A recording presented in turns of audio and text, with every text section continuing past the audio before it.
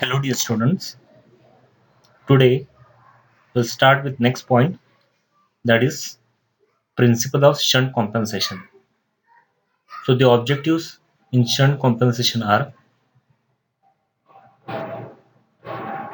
change the natural electrical characteristics of transmission line to make it more compatible with prevailing load demand. So we have to change the characteristics of transmission line according to load requirement. This can be done with help of shunt compensation. Thus, shunt connected fixed or mechanically switched reactors are applied to minimize line over voltage under light load condition, and shunt connected fixed or mechanically switched capacitors are applied to maintain voltage levels under heavy load conditions. The ultimate objective of applying reactive shunt compensation in transmission system is to increase transmittable power. So these are the objectives of shunt compensation. The shunt controller is connected in a system so as to control the power transfer capability by controlling voltage and current according to load requirement.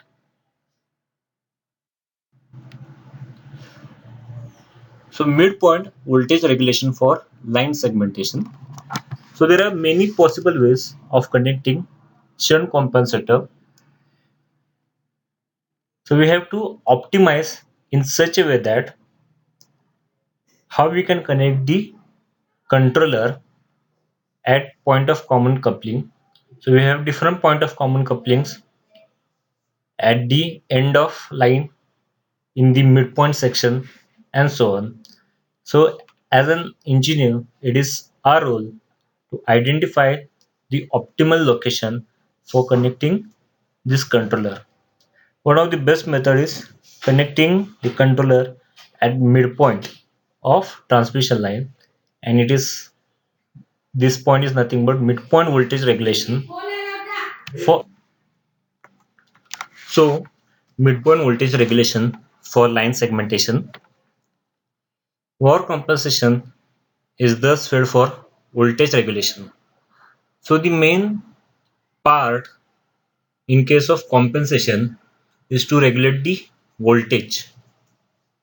And if you regulate the voltage regulation is nothing but sending end voltage minus receiving end voltage divided by sending end voltage. So if you control this sending and receiving end voltage, we can thus improve the voltage profile. And for that case, we are using this shunt compensation technique. And the best possible method is to connect this shunt compensator at the midpoint of transmission line.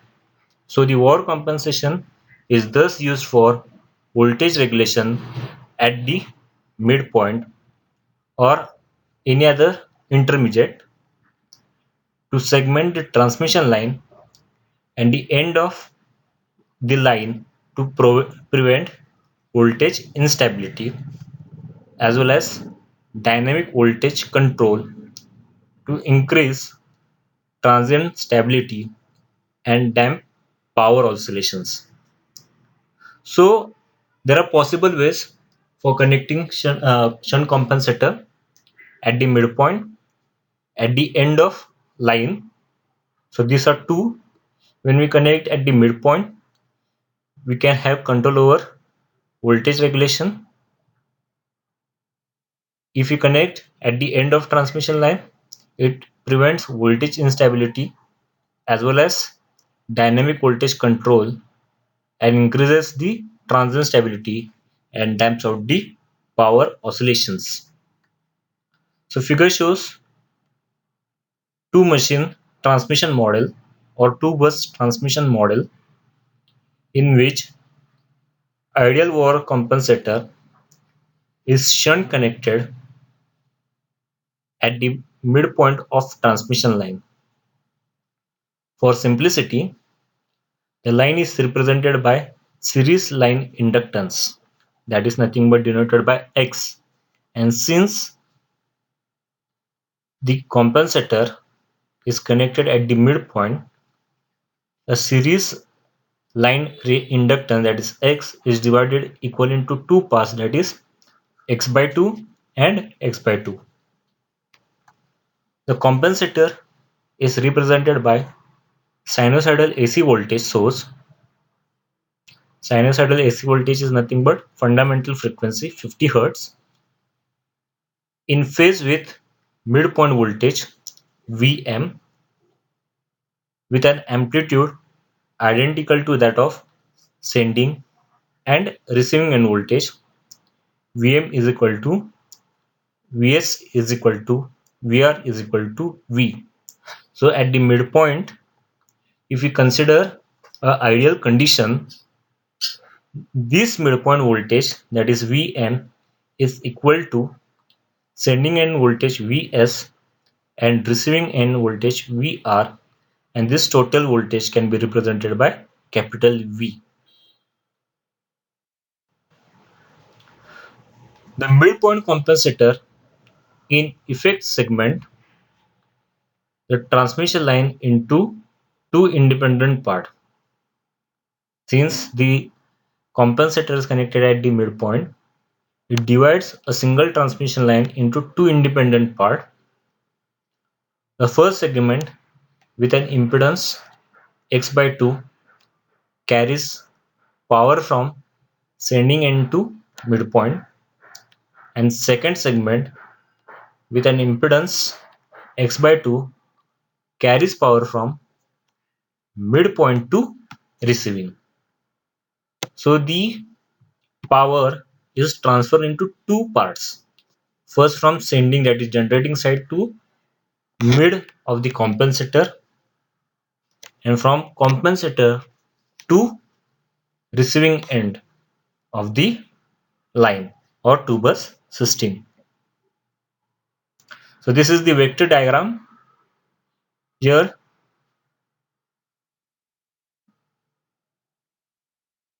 the midpoint voltage Vm is vector sum of sending end voltage and receiving end voltage.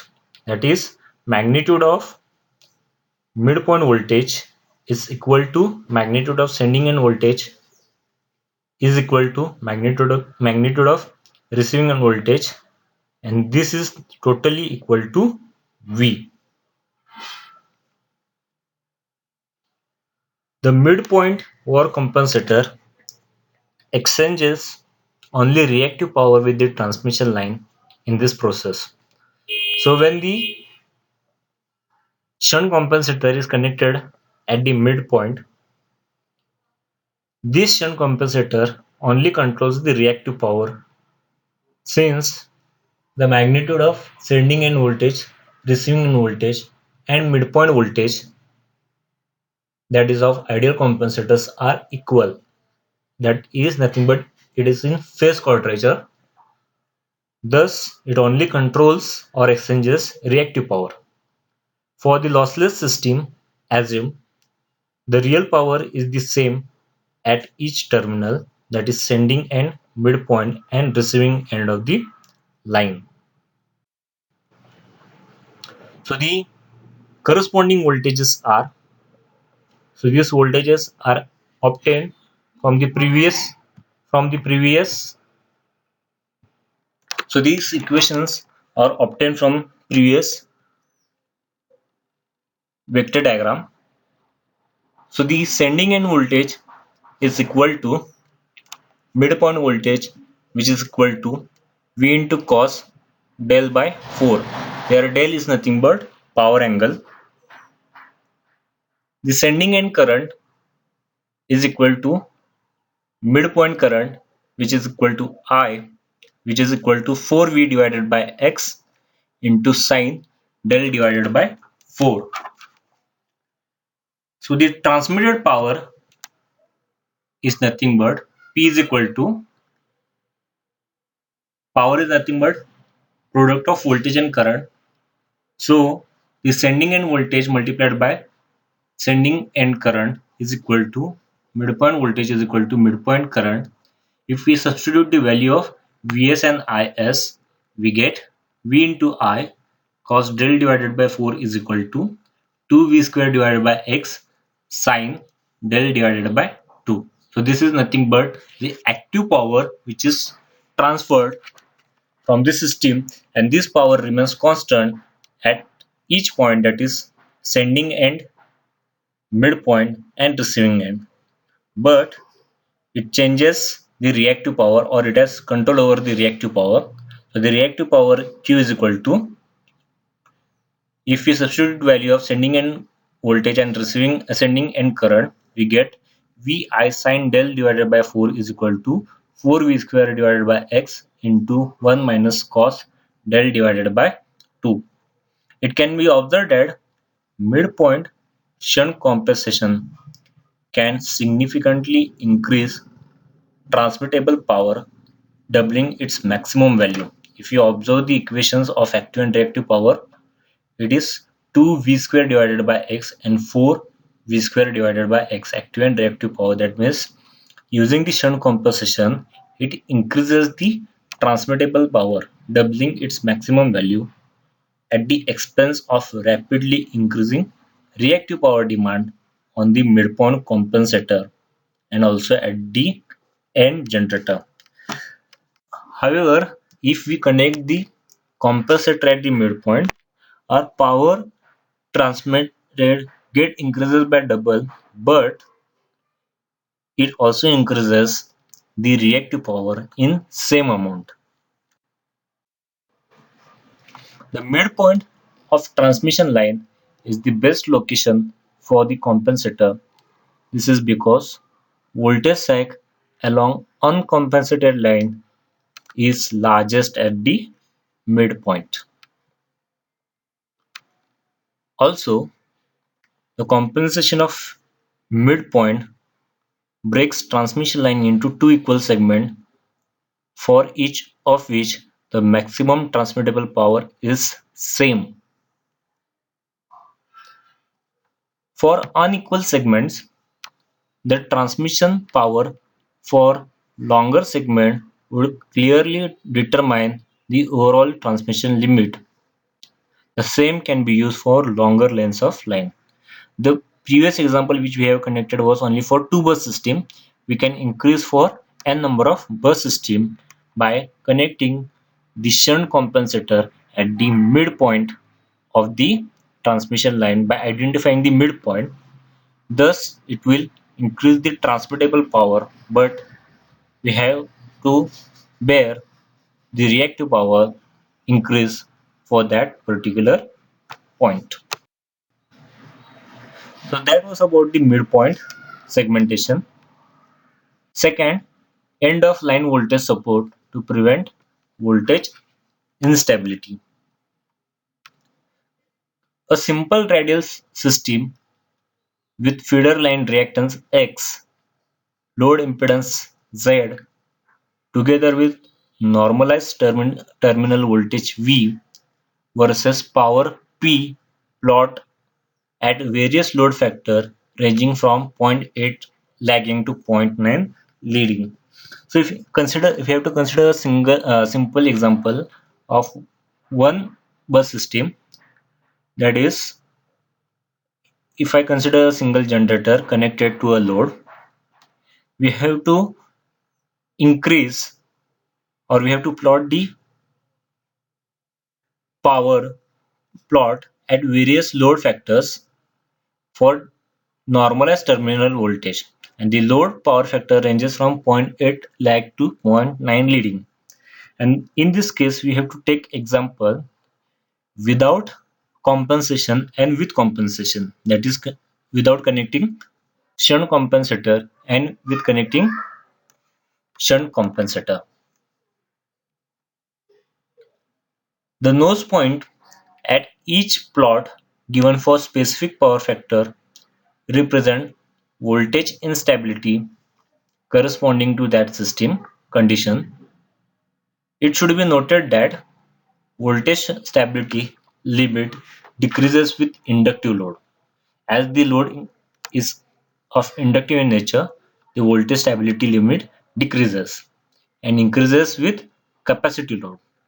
That means when we connect the shunt compensator, this shunt compensator increases leading loss. That means it acts as capacitive in nature, and without compensation there is only load connected on the secondary side.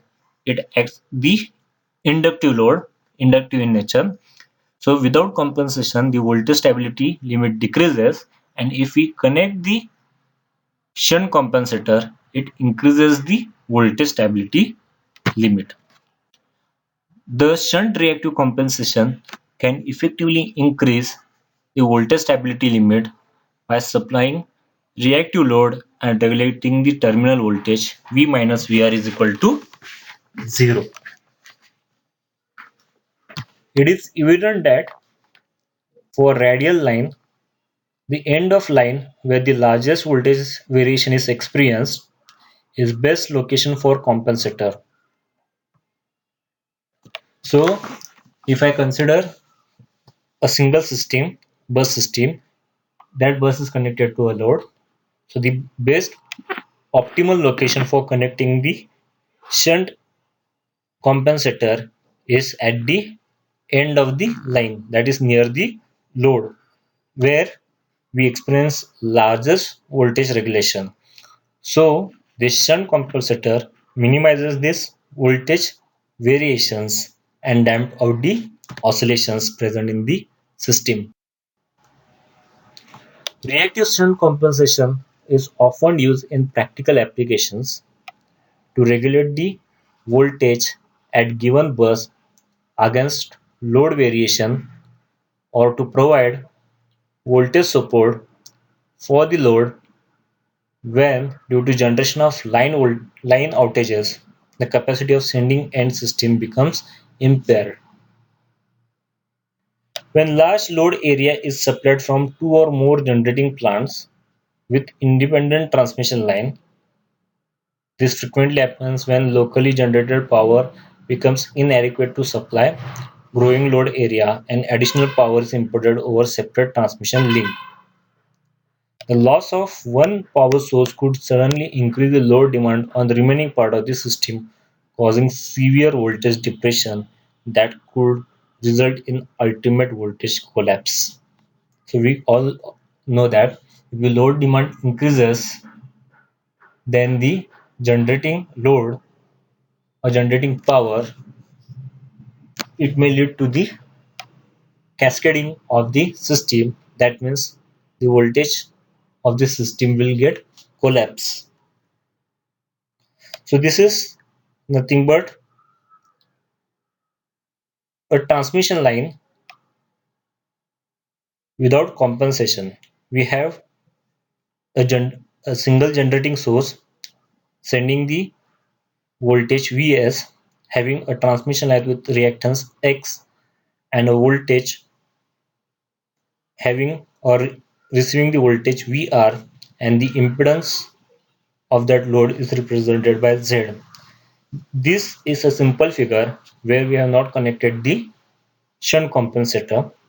So if we plot the voltage versus power curve for different power factor, that is from 0.8 lagging to 0.9 leading, we can say that the voltage stability limit decreases when when there is no any compensator connected at the end of the transmission line, shown in the figure in voltage versus power curve. So in comparison, that is without compensation and with compensation, without compensation the voltage stability limit decreases, and with compensation, voltage stability limit increases. So these are the two methods, that is at the midpoint and the end of line. At the midpoint, the real power remains constant, but there is increase in the reactive power. At the end of transmission line, which is the further part of midpoint method, when we connect the compensator at the end of transmission line, it reduces the voltage variations by damping out the power oscillations and increases the voltage stability limit. So improvement of transient stability. So stability is nothing but it is a process of power system to remain in steady state condition after disturbance. So this disturbance might be of small kind or of large type. So our power system should remain in stable or steady state condition after exposure to the disturbances. The shunt compensation will be able to exchange the power flow in system during and following dynamic disturbances so as to increase the transient stability limit and provide effective power oscillation damping.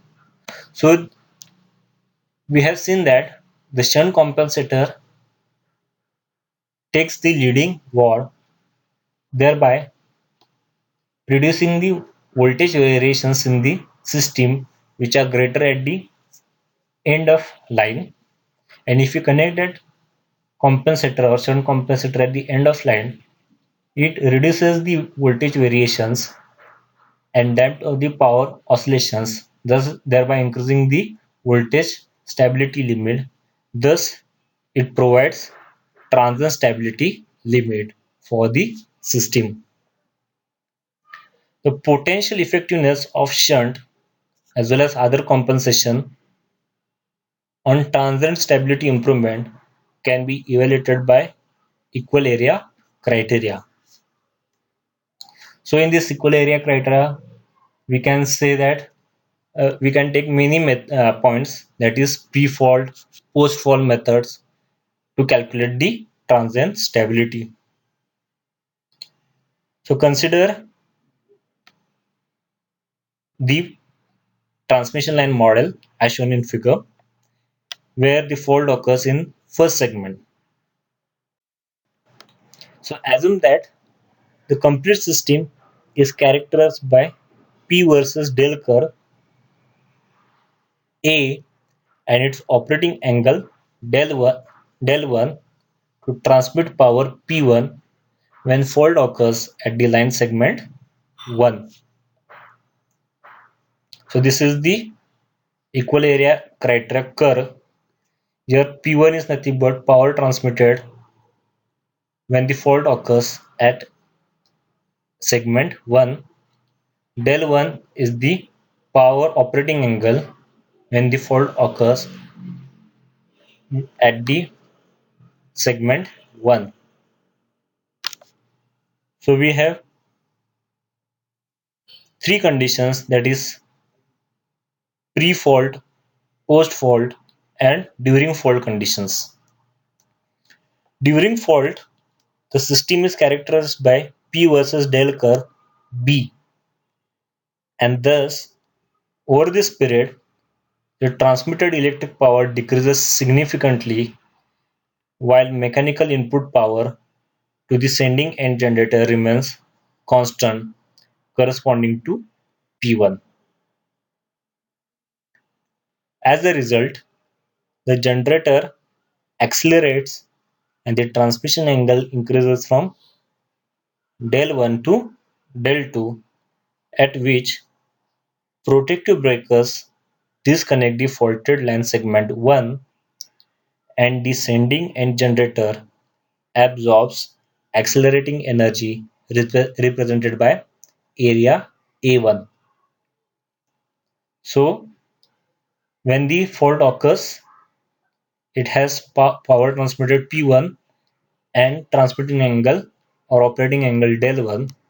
So during fault condition, the power curve, that is P and del curve, is denoted by P, and which is much smaller or decreases significantly as compared to P1, thereby shifting the operating angle from del 1 to del 2, and the area, and during this the protective breaker is operated, that is, it is denoted by area A1.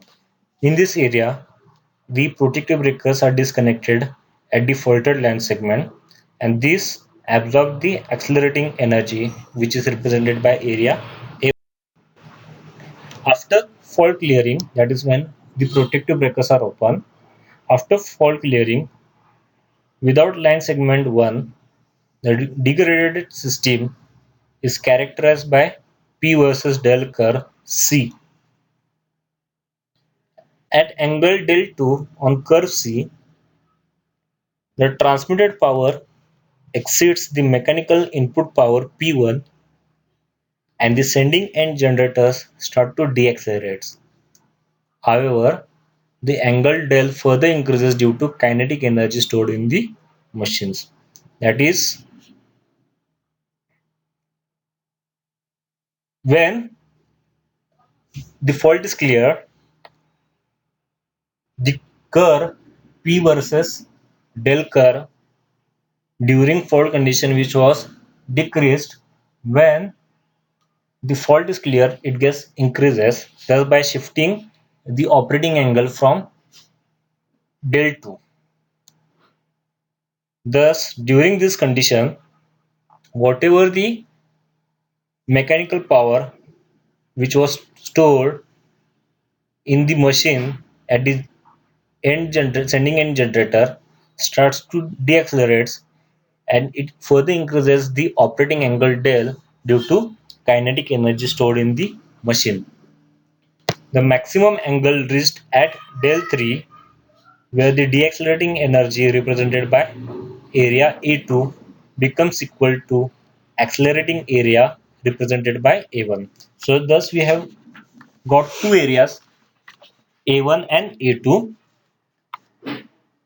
During area A1, the machine accelerates and the protective breakers are open.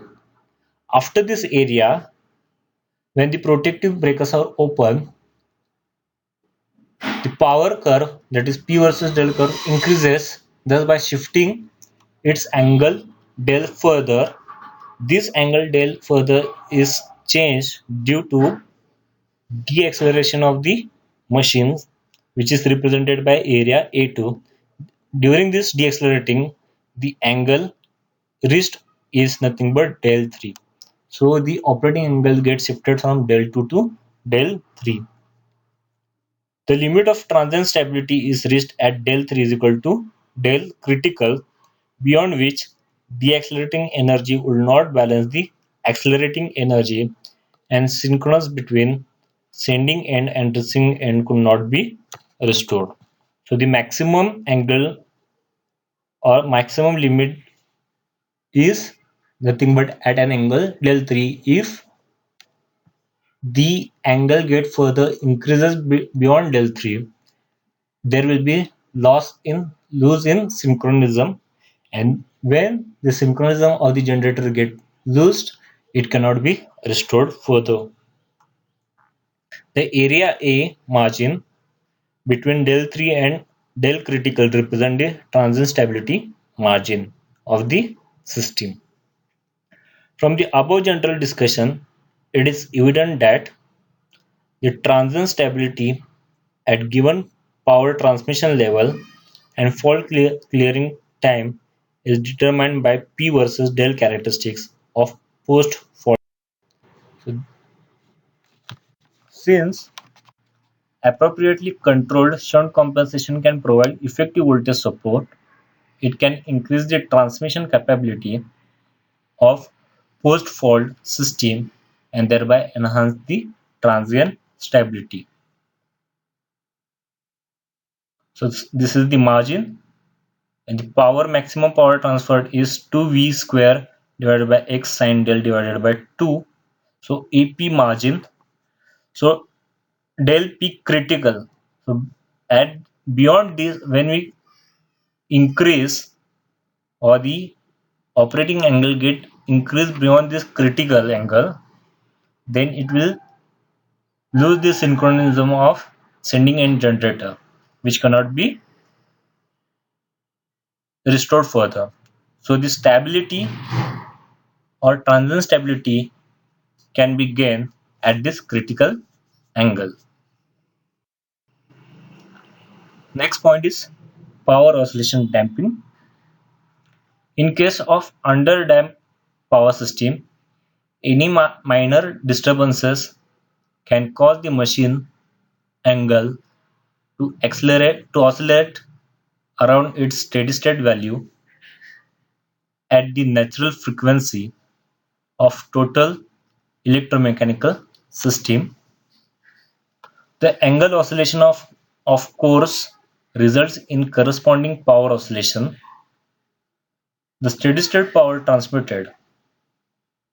The lack of sufficient damping can be a major problem in some power system, and in some cases it may be limiting factor for transmittable power.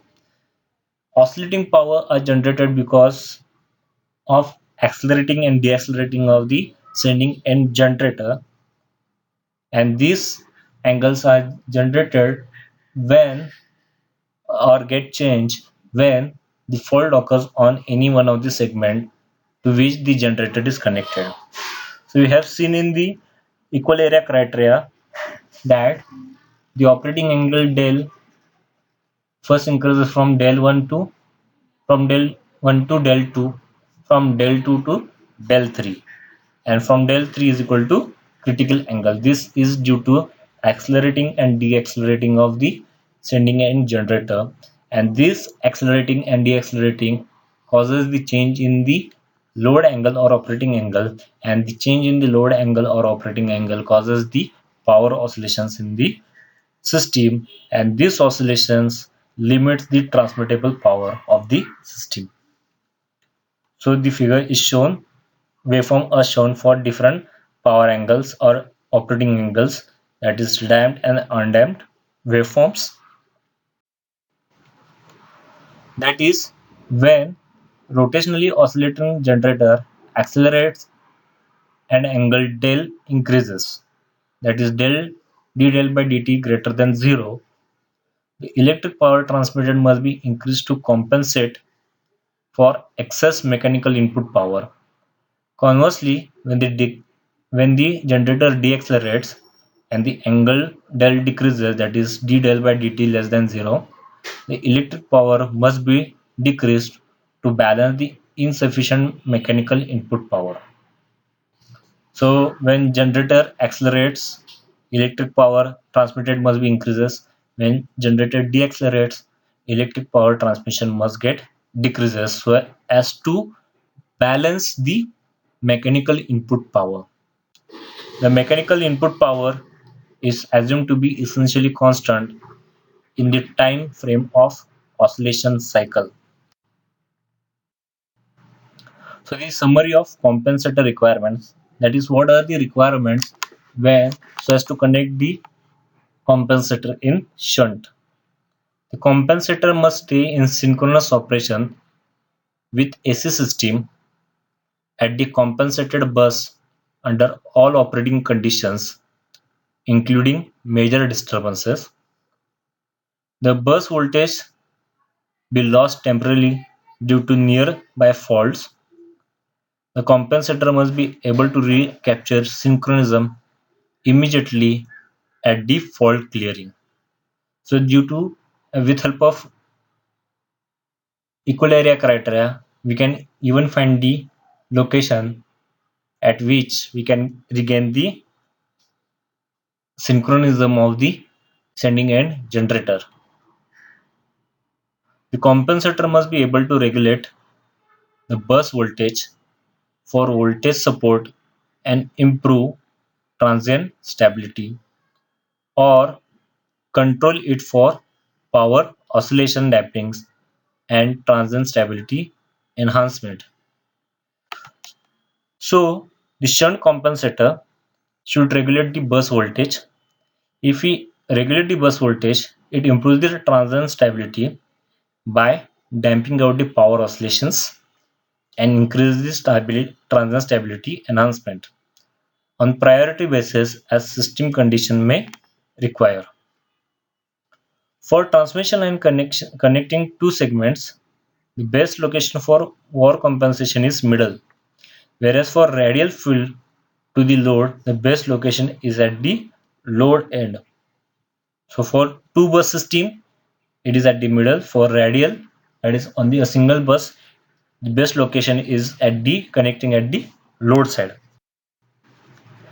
So how we can control this war generation? That is nothing but the shunt compensator generates the leading war. How we can generate this leading war? There are various methods to control this shunt compensator. First method is by variable impedance type static war generators. In this method, we have various configurations, that is thyristor controlled or switch reactors TCR or TSR, thyristor switch capacitor TSC, fixed capacitor thyristor controlled reactor FCTCR, and thyristor switch capacitor and thyristor controlled reactor. Second method is switching converter type war generator. Best methods are static condenser and static compensator, STATCON and STATCOM. And hybrid war generators are switching converters with TSC and TCR. So this was about the principle of shunt compensation, how we can improve the voltage stability limits using shunt compensation, how we can damp out the power location, what are the best locations to connect these shunt connections. If you consider a two bus system, the best optimal location to connect this shunt compensator is at the midpoint. When we consider a radial system, the best optimal location for connecting the shunt compensator is at the load end side. How these war generators improves the voltage stability limits, we have seen by considering example, that is without compensator and with compensator, for voltage versus P curve for different power factors ranging from zero point 0.8 lagging to zero point 0.9 leading. From this curve, we can understand that when we connect the shunt compensator, we can improve the voltage stability limits. Then we have seen the method to increase the transient stability limits, that is equal-area criteria. In this equal-area criteria, we have considered three conditions, that is post-fault, during fault, post-fault, pre-fault, and post-fault condition. In during fault condition, the power transfer capability get decreased. Then when we open the power protected USS, the operating angle gets shifted. Then we get two curves, that is A1 and A2. A1, during A1, the machine accelerates, and in area A2, machine deaccelerates.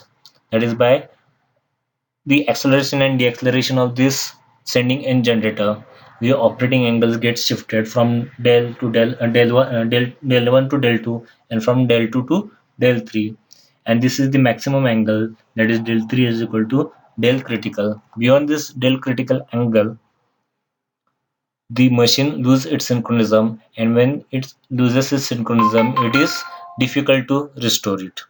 So this is the limit where we can transfer the power, that is the power transfer capability mainly depends upon the operating angle. And the last is nothing but how we can control this shunt compensator, or how we can generate the leading reactive was. There are various methods, that is variable impedance method, switching converter method, and hybrid war generator method, and there are various configurations in this tabs. So this is for the shunt compensation, and next lecture we'll start with series compensation. In this series compensation also, we are going to study the same objectives, how we can control the maximum power transfer capability.